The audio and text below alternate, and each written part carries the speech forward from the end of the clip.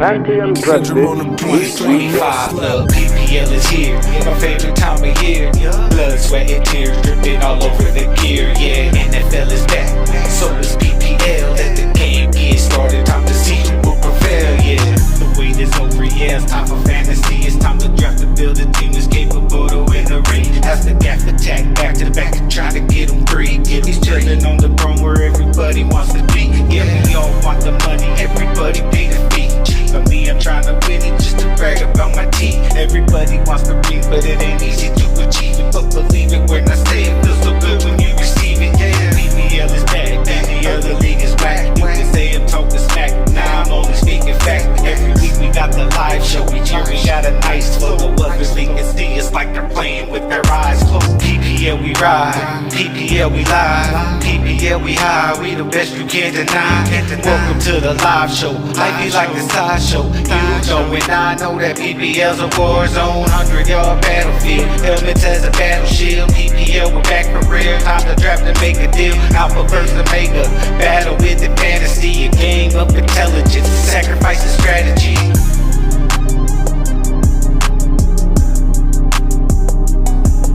And here we are, week 12, a week away from the turkey tussles. How it flies.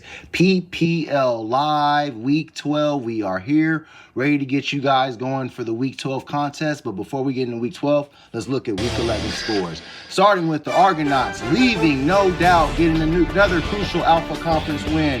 143 to Trey Fitty's 96. Squad underestimated, gets it done in the prestige matchup of the week. The bench didn't matter this time. 127 to Patty's Twins 81. The Skulls by the hair on their chinny chin chin. Get it done. Monday Night Miracle denied again. Skulls 132.8 to the Gaffs 132.7. KILLA Kev makes it 3 in a row in the Alpha Conference. Gets a big win 109 to 92. And Appease the Gods makes it 3 straight out in front in the Omega Conference. 132 to the United Players, 107. Hey man, we are getting deeper into the season. It is really starting to crystallize and come clear. Man, what'd you think of this week's matchups? Well, I mean, it was intense, and I think we can really say now at this point, Gino, I don't think a three-peat's going to be happening. It's not looking like it. It's not looking like it. But hey, man, we'll get more into that. Let's get into it with the good, the bad, and the ugly. I'm sure you're going to address what you just said, man. But let's hear it, man. Good, bad, and ugly. Let's start on the positive side. Let's hear your good. Yeah, my good, I'm going to go with the Argonauts. You mentioned it, winners of 3 in a row, 2 weeks in a row, leaving no doubt. Right. Didn't matter what Trey Fitty was trying to do, but J.J. McCarthy made sure that they weren't going to be in contention. What I love about this is Travion Henderson getting the love. So was Bijan and Trey McBride. All those guys really out there. In a week when Lamar, banged up, not doing as well as we think he could be. Right. He's out here leaving no doubt. And I mean, put himself in a really strong position to strike squad down the stretch. It was a great week for the Argonauts. All right, man. Let's hear your bad. Bad, I just said it, man. I mean, the Gaff is losers of 2 heartbreakers in a row. Yikes. And I just really am finding it hard for him to have a path at this point. Again, lost by about 1.5 yards. Yeah. Was heavy favorite. It basically a mirror performance of last week. Just had superstars on the line and just came up short. I mean, that's all you could say about it. It was a bad week. And, I mean, he's got a matchup against Trey Fitty. He needs to bounce back. But I think that this was kind of must-win territory. We'll see how he regroups. Yeah, man, I had mentioned it to you last week. I thought the Gaff was in must-win territory. They are running out of chances. Their conference record isn't good, and they have only 1 conference game left. So the Gaff, let's just say it's getting late early there, man. And let's hear your ugly. Man, ugly. Boss, man. What happened here? Yeah. I mean, Boss early in the season I thought was going to really make an assertive run in the Alpha Conference. Hell, in this matchup, when I saw the Chargers getting bossed up by the Jags, I'm like, oh, damn. And he's playing that head coach. This one all came down to the Chiefs and them not winning that matchup. I mean, that basically is the point swing difference here. Right. they needed to execute that, and it's put him, frankly, in a precarious position with fighting for a playoff spot with KILLA Kev and the Argonauts, who are both surging. So it's not looked good, and this team needed again, kind of like the Gaff, to really show me that they were ready for the playoffs to get this matchup, and instead I saw it the other way. It was just an ugly week, and Boss needs to do something now to turn this around and make a push. No, man, definitely. I mean, the same situation. This team started off very, very hot, but it did get really, really ugly this week. The Chiefs, that big chiefin, when it goes wrong, it can go wrong, and it did bite only for the boss. My good man is going to go to an individual player who left no doubt on his own, and that's Josh Allen. He put the Skulls on his back and scored 6 touchdowns despite 2 turnovers, still put up a 49.68 effort to help the Skulls. A week after Jonathan Taylor put up 52, the Skulls got Josh Allen and put him on their back. Why is such a big win for the Skulls? Is it because it keeps them in playoff contention? It was a game that they needed in the Omega Conference. And this was a week that Jamar Chase got suspended, and no player other than the Niners coach and Chase Brown even got over 10 points. So it was a great performance by Josh Allen. Rarely do we point out one guy, but this matchup single-handedly put Josh Allen back in that MVP conversation. So he's my good. And my bad is, Diaries of a Sad First Place Team. I don't understand what was going on the message boards before the matchups. Now, why it's only bad for squad is because they did end up recovering and winning the matchups. But I'm going to tell you why it's bad for a couple of reasons. I think the squad may be feeling themselves slip. I don't know. But to so publicly question your own bench and your own decision-making just had me scratching my head. Maybe they see things going wrong down the stretch. But that wasn't good. Now, they did clinch a playoff spot, which is a good thing. And it could have got ugly had they lost to Patty's Twins, because to me, they didn't seem very confident at all. And that doesn't bode well down the stretch. But, hey, you never know. This thing's week to week. And my ugly man is the bottom of the Omega Conference. We talked about the underlings again. It's just not looking good. Now we got the United Players, who have lost 4 straight. After looking like a team that had a chance to win the Omega Conference before interconference warfare. Obviously, the Gaff, we talked about their struggles. They're losers of 2 straight. They're both sitting very, very low in a very, very stacked league. We got at least, 4 teams at 6-5. I don't think that either of those teams are probably going to have a chance to get back in, and so that's my ugly. But hey, with that being said, you can always prove me wrong. We don't know. Let's pass this prologue. It's time to get into week 12. It's time to get into the present. And we start with the Gaff in this big-time interconference matchup in the PPL in this big one. We got the Gaff Attack taking on I Need About Trey Fitty. All right, man, big one here for the Gaff. They still got an outside chance of making the playoffs and defending that Pantheon Cup title, but they've got to get it together really, really quickly. Obviously, Trey Fitty is circling the drain, man. What do you think of this one? Gaff, Trey Fitty. Yeah, I mean, on paper, the Gaff is just so much better, but he's been finding ways to not win games. Right. I just, though, am looking at Trey Fitty, and again, in the last 4 weeks, if these teams went head-to-head, Trey Fitty would have won 3 of those 4 matchups. So, as of late, the scoring just has been a lot better. Even that, though, I think with some of the injuries, if Drake London was in this game, I'd be a lot more confident. Right. But that being the case, I've got it right now as a lock of the week with Gaff getting right. I don't know if it's enough to really do anything, but I don't think that he loses this matchup. I've got him winning this comfortably, 128 to Trey Fitty's 111. All right, man. I'm with you for the most part. I don't see a reason why the Gaff could or should lose this matchup. I'm looking at Jahmyr Gibbs. He looked awesome despite the loss on Sunday night. He single-handedly tried to keep the Gaff in it, despite other guys not wanting to come along. A.J. Brown is just a sore thumb in that lineup at this point, man. The Gaff's reliance and loyalty, I think, cost them, because had they benched A.J. Brown last week, and I believe they could have went with Monaghay, who would have got them a solid 10, they win that matchup going going away and are in the driver's seat to still get into the playoffs.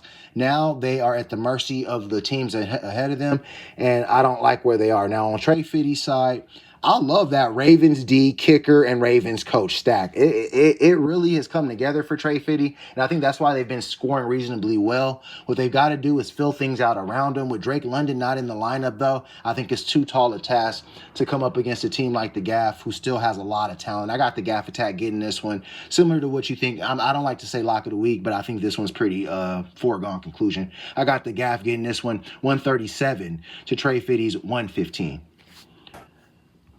And moving on to our next matchup, we go into the Alpha Conference for a game that could potentially decide the Alpha Conference Championship. A big one here for Squad as they try to defend Alpha. Can they do it? They got a big one against Only for the Boss. All right, man, Only for the Boss. This is their last chance to really stake their claim at a potential Alpha Conference title.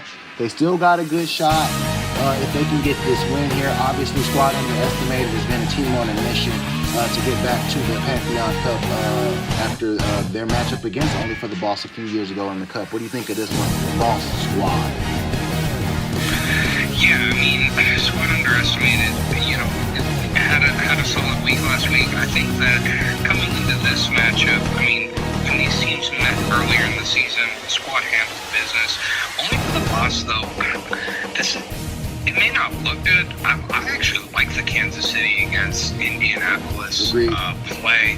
I think that team is really going to look at how they've played in the last few weeks, and I expect big things from Patrick Mahomes, Travis Kelce, and company. And I think Kansas City actually wins that game. Okay. And I think that if they make the right play as far as their flex, and again, it's going to be difficult, but I even think like a Darnell Mooney would not be the worst play. Agreed. I think that he can get this, and I think he is going to. He's going to introduce some interesting parity down the stretch in Alpha and show that this is no runaway race. I've got Only for the Boss winning a very close matchup, going 135 to Squad's 133. I like that, man. But I think I'm going to just have to go the other way. Dak looked great against the Raiders on Monday night, and he actually did look pretty damn good against Philadelphia at the beginning of the season in Philadelphia. I like him to have a really, really good game against Philadelphia this Sunday. Saquon Barkley, he's been really up and down, man. I actually liked how Dallas's run defense looked with Queenan Williams next to Kenny Clark in the middle of that defense. They look much better against the run.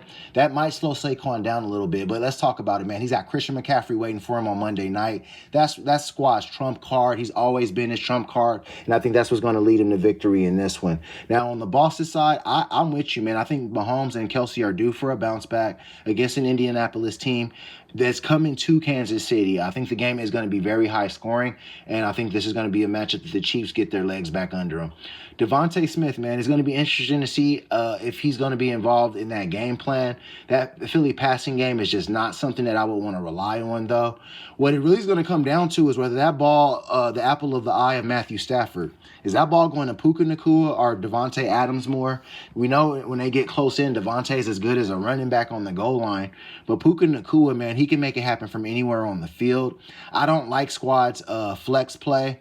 And I think that they could probably do better on defense as well. But at the end of the day, I think Squad has had a great season and they're going to close the gap. Bench worries aside from what they have, because I agree with their bench worries. Their bench is kind of weak. I think that Squad finds a way to get this one, man. I got Squad Underestimated getting this one on the road to a potential Alpha Conference title, 132 to Only for the Boss's 122. And moving on to our next matchup, we go into Omega for a matchup of similar consequence. Will we see the same outcome here? We got Appease the Gods going up against Patty's Twins.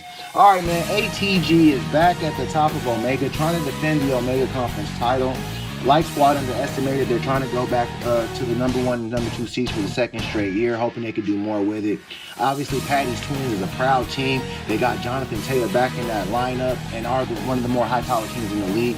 ATG is going to have their work cut out for them, man. What do you think of this one?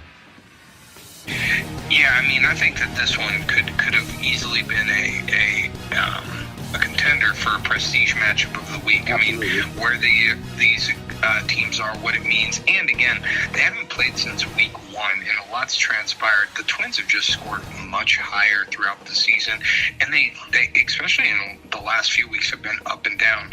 Last week had a down week. I'm expecting a big bounce back. One thing that I'll say that we saw last week with the Twins is I think what the effect of Brock Purdy is going to be for this team. Okay. I could tell you she was not happy with the coach or the quarterback play last week, right. And that was an easy shift. I think that Javonte had a bad week and should be able to, in a runner's duel, have some room in Philly. Jonathan Taylor coming back, though. I like the Twins a lot here with the Peace of the Gods. They've been hot in a lot of ways. Love what Ted brought to the table. Oh, beautiful. I think we saw the first strike of the Ted offensive. The Appease the Gods has been doing good on coach picks this year. It's been something that set them apart from previous seasons where they've struggled in that. I think the Packers are good here. But again, Caleb and company, if they're playing Aaron Rodgers, that might be problematic. Okay. He statistically owns the Bears. Right. So we got to hopefully think that doesn't happen. It doesn't matter because I've got the Twins getting real payback, adding some parity. I like both of the underdog matchups again, and I'm going to go Twins in a leave no doubt performance. 141 to Appease the Gods, 127. All right, man. Oh, man, this is going to be a good matchup, but I think I'm going to side with you on this one. Getting Jonathan Taylor back is going to speak huge for the Twins. It seemed like there was just a failure to launch by the Twins last week in that prestige matchup of the week. That was not indicative of what the Twins are. And squad was able to benefit from the Twins not showing up last week. I think that they show up in a big way this week. Amon-Ra bounces back against New York. George Kittle, who is a Cardinal killer, did his thing. I think that his momentum is going to continue to build on Monday night against Carolina. And, I mean, I think that the Alec Pierce, I like that as a flex play. He's going to be a guy that's going to be able to get deep down the field. On Appease the God side, man, it's been great for Caleb Williams. He's really been able to open up and turn himself into a premier quarterback in the PPL so far. But he's running into a tough matchup against Pittsburgh. Mike Tomlin tends to make young quarterbacks look foolish. We're going to see how Caleb does, but he can be a magician out there at times. I agree with you, though, man. He is going to, Appease the Guys is going to have the Ted offensive to counter what George Kittle can do on Monday night. I think that's going to be huge. And obviously, Rico Dowdle has been a huge breadwinner for ATG. But let's talk about Nico Collins. He's going to be targeted a lot in that offense. Davis Mills is going to get another start against Buffalo, a matchup that they're probably going to be trailing in. Watch for Nico Collins to probably get busy and put ATG out ahead. But at the end of the day, I don't think it's going to matter. I think the Twins got a little bit too much. I like the Christian Watson play as well. I got Patty's Twins getting this one 134 to ATG's 127. And moving on to our next matchup, we stay in the Omega Conference for a big one for the Skulls. They got a lifeline last week. Can they keep the preservers going? They got a big one against a bugaboo of their history. They got the Skulls taking on the United Players, the Destroyers. All right, man, the Skulls have been able to do a lot in the PPL, but something they have not been able to consistently do is beat the United Players, the Destroyers. They've been their albatross for a lot of times. However, the Skulls have been able to, I think they got them earlier in the year, correct me if I'm wrong, but they need this one big time. And what do you think of this one, Skulls UP? Yeah, I mean, this is really, like I said, or like you said, this is a toss-up to me. I mean, as I look at this, Josh Allen really is carrying the Skulls right now. Last week, I mean, I'll give him props for the coach pick too. I mean, that was clutch. But, I mean, skin of your teeth, I mean, even though it was as high as it was, I was really impressed. But, again, the rest of the guys on this team need to do something. Yeah. And Jamar Chase is not going to be available to him. I think that's going to be a big loss. Okay. And we're going to see how's he going to make that up. I mean, I'm looking at the guys he's got in, and again, it's looking like Romeo Doubs is in the lineup. Yeah. Other side, though, I mean, this is I mean, you couldn't say more quintessential UP behavior. We've got guys who the lineup is not set. What's he going to do? I don't know. George Pickens, is he going to make an appearance? Like, it's so silly to me that the UP could be in such a better place if they were just slightly more attentive. Yeah. It's a tale as old as time. But for that reason, I think the Skulls have the slight edge coming off of the win. They're really in a position where if they're going to make a push, they need to win this matchup. Yeah. It would be the nail in the coffin for the UP and show, hey, rest of the squad above them, the Gaff, Twins, even ATG, like these guys are coming, but it has to start here. I've got them in another very close matchup. Okay. I think that they go 112 to the United Players 109. All right, man. I hate to do this, but I think I'm going to go the other way. I'm looking at the United. The United Players would have appeased the gods had they been more attentive. George Pickens going off on that bench. T. Higgins going off on that bench. They're making poor decisions, and it's really costing them down the stretch. Now, is there any reason for me to believe that they're going to make good decisions this week? Probably not. But they're going to get somewhat of a bump on the head because they've got to switch their lineup. Waddle's on a bye, so they got to put Pickens or Higgins in. They may put both in. And I think that's going to be enough to get them by. Jamar Chase's suspension is going to end up costing the Skulls their season. It couldn't have happened at a worse time. And it happened in a matchup that they're going to be trailing in and they're going to have to throw in, and there's not going to be any Jamar Chase. That's only going to help United Players if they play T. Higgins. This is not looking good for the Skulls. Unless Josh Allen puts on his cape again tomorrow night on Thursday night and deliver another vintage performance, I got the United Players finding a way to get this one. 119 to the Skulls 116. And moving on to our prestige matchup of the week, we got first-timer, an introduction in the prestige matchup. Killer Kev is taking a step up to the elite in the PPL. Can he stay there in this one? He gets his first true test against the Argonauts. All right, man, prestige matchup of the week. We got the novices in Killer Kev against the old veterans in the Argonauts. The Argonauts, no stranger to the prestige matchup of the week. Obviously, an author of the prestige matchup. What do you think of this one? Argonauts, Killer Kev. Yeah, I mean, I'm excited that we've got two teams on three-game runs. Hottest teams in the league, right? Yeah, exactly. Facing off. I mean, this couldn't come at a beggar moment. Not sure we've ever had Killer Kev as a prestige matchup. First time. And so a big matchup for him. When we look earlier in the season when these guys played, Argos swept the floor with them. I think, again, as I'm just looking at this, the projections are going to be heavily Argo because, again, that's just top-notch talent over there. But I've got question marks around Lamar Jackson and what he's going to be able to bring to the table. Right. You say, okay, cool. Well, Jackson Dart, I mean, he's still coming out of protocol. And at Detroit, I'm not sure how hospitable of an environment that is going to be. Okay.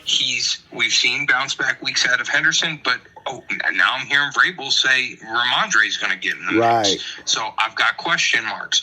Bijan and company in Atlanta, this could either be a high-scoring game. This could be 10-6. Right.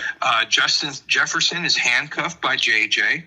Egbuka and company, they're playing a very good Rams team in LA. Mm-hmm. We'll see how they travel. They just came off of a hard win or a hard loss on the West Coast.